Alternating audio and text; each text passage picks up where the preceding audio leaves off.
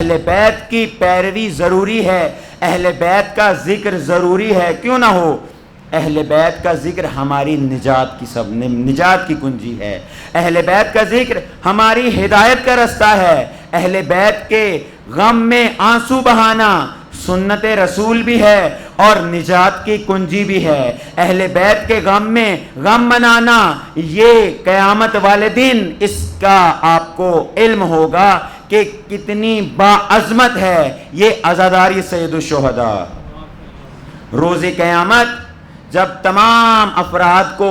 میزان کے لیے، حساب و کتاب کے لیے لایا جائے گا، خداوند متعال اس وقت جبریل کو یہ حکم دے گا، اے جبریل اس کرتے کو لہراؤ جس کرتے کے اوپر حسین ابن علی کے خون کے نشان ہیں،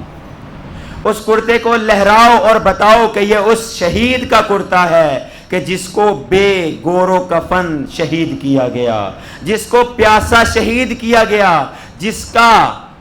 قصور یہ تھا کہ اس نے اسلام کو بچایا، جس کا قصور یہ تھا کہ اس نے ڈوبتے ہوئے اسلام کو دوبارہ زندگی دی، جس کا قصور یہ تھا کہ اس نے قرآن کو دوبارہ زندہ کیا، جس کا قصور یہ تھا کہ اس نے خدا کی وحدانیت کو بھی بچایا، رسول کی رسالت کو بھی بچایا اور علی کی ولایت کو بھی بچایا۔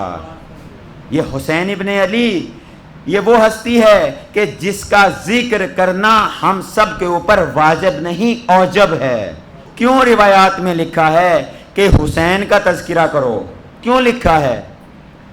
رسول پاک اس دنیا سے گئے، مولا علی اس دنیا سے گئے، امام حسن اس دنیا سے گئے، جناب سیدہ اس دنیا سے گئیں، امام صادق کو شہید کیا گیا، امام باقر کو شہید کیا گیا، امام سید الساجدین کو شہید کیا گیا، امام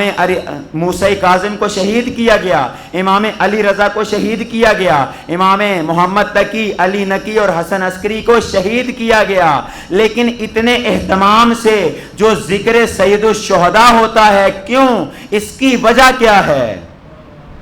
کیوں؟ اس لیے کہ آئمہ نے اس ذکر کو کرنے کی تاکید کی ہے کہ یہ ذکر، کیوں یہ ذکر کیا جائے؟ اس لیے کہ اس ذکر سے ہی امتوں کو نجات کا رستہ ملتا ہے، اس ذکر سے ہی اسلام کو حیات ملتی ہے اور اس ذکر سے ہی انسان کے اندر انسانیت آتی ہے۔ یہ ذکر ہی ہے جو انسان کو باضمیر کرتا ہے، یہ ذکر ہی ہے جو انسان کی خودسازی کرتا ہے، یہ ذکر ہی ہے کہ انسان اس قابل ہوتا ہے کہ اس نسل کی تربیت کرے کہ جس نسل نے اپنے وقت کے امام کی نصرت کرنی ہے۔